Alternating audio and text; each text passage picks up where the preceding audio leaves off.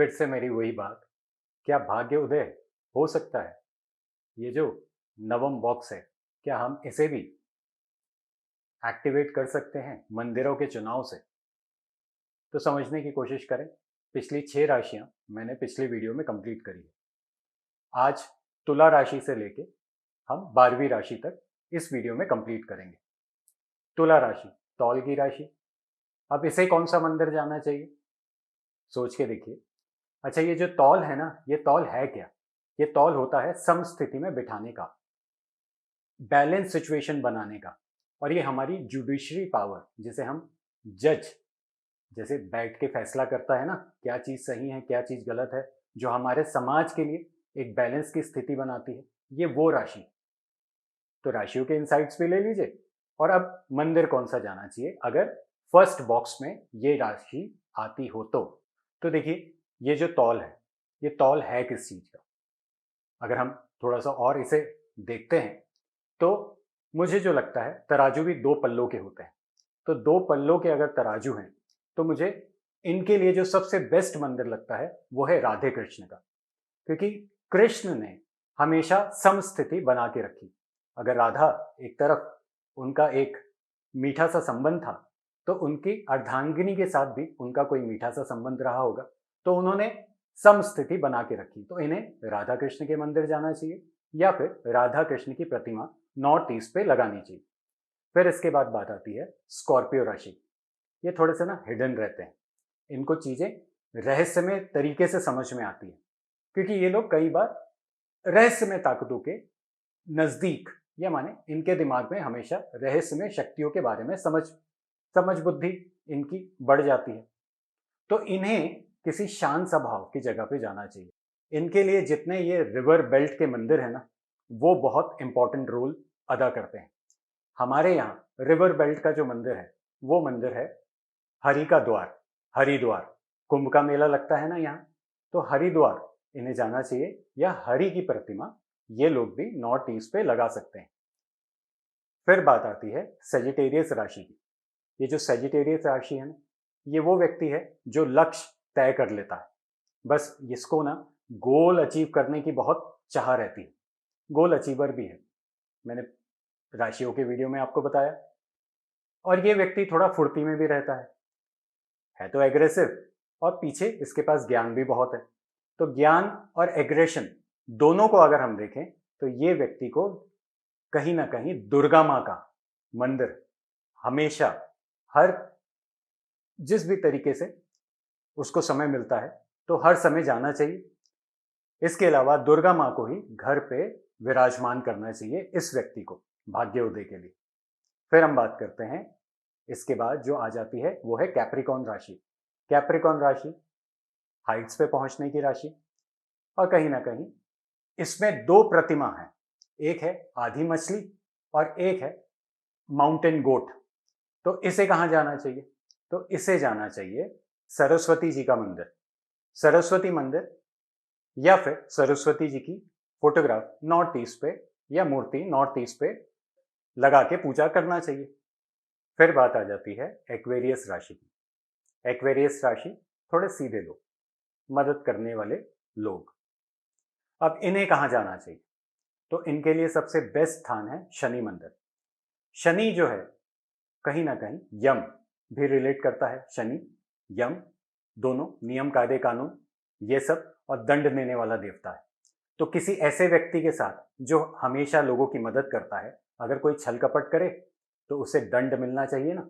इसलिए मैंने कहा शनि मंदिर इन्हें रेगुलरली जाना चाहिए, या शनि की आकृति, मूर्ति, फोटोग्राफ नॉर्थ ईस्ट पे विराजमान करनी चाहिए। अब इसके बाद आखिरी राशि हमारी आ जाती है पाइसेस राशि। पाइसेस राशि है सर्च की राशि, कुछ ना कुछ खोजबीन की राशि। तो इसे कहाँ जाना चाहिए? अब ये जो खोजबीन है ना, ये बड़ा चमत्कारी वर्ड है। क्या खोजा जाए? तो मुझे लगता है इनके लिए सबसे बेस्ट है काली माँ का मंदिर या कामाख्या देवी मंदिर। क्योंकि ये जो रहस्य में ताकतों की खोज हो गई ना, और ये जो अंडरग्राउंड धरती के नीचे की बातों के बारे में अगर जानकारी मिल गई ना, तो भाग्य उदय होने से कोई नहीं रोक सकता। अब इस जो वीडियो लेक्चर है उस पर 2-3 प्रश्न आपके आ सकते हैं। देखिए, नॉर्थ ईस्ट का जो कॉर्नर है ना, वो नवम बॉक्स के साथ रिलेट करता है और कहीं ना कहीं भाग्य के साथ रिलेट करता है। और अगर हम नॉर्थ ईस्ट देखें तो हायर स्टडी के साथ भी रिलेट करता है। अब बच्चों के लिए क्या प्रतिमा रखा जाए, तो ये एक सवाल आ सकता है। मैं ये चाहता हूं कि आप बच्चे का भाग्य किस फील्ड में बनाना चाहते हैं, उससे रिलेटेड कुछ चीजें नॉर्थ ईस्ट पे रख दीजिए। कुछ अगर याद आ रही हो तो रख दीजिए। अब माने किसी को आप बहुत बड़ा माने फैक्ट्री ओनर बनाना चाहते हैं, तो फैक्ट्री से रिलेटेड कुछ टूल्स अगर आप नॉर्थ ईस्ट पे रख देते हैं, ये भी उसके लिए रेमेडी का काम करेगा। इसके अलावा एक प्रश्न और आता है कि हम घर में सारे सदस्यों के लिए अलग अलग प्रतिमा का चुनाव करें। मैं कहता हूं अभी जितना मैंने सिखाया है उस हिसाब से घर का जो प्रमुख है, जो अर्निंग मेंबर है, अगर हो सके तो उसके लिए नॉर्थ ईस्ट को प्रोग्राम कीजिए। कई बार ये भी देखा गया है कि बहुत सारी प्रतिमा नॉर्थ ईस्ट पे लोग रख लेते हैं। तो किसी का ये प्रश्न हो कि क्या सारी प्रतिमाएं जो पड़ी है वो सही है कि गलत है, मुझे लगता है कि नॉर्थ ईस्ट ये वो ज्ञान का क्षेत्र है, या ये माने ये वो इनसाइट्स हैं जो व्यक्ति को अंदर से जब आते हैं ना, तो वो जीवन में सफल हो जाता है। कुछ तो ऐसा इंसाइट आया होगा किसी को भी जिसने कुछ नया बना दिया होगा। तो ये इनसाइट्स की डायरेक्शन भी है। आप नॉर्थ ईस्ट को ही देवताओं की वाणी में अलग अलग चीजों से रिलेट कर सकते हैं।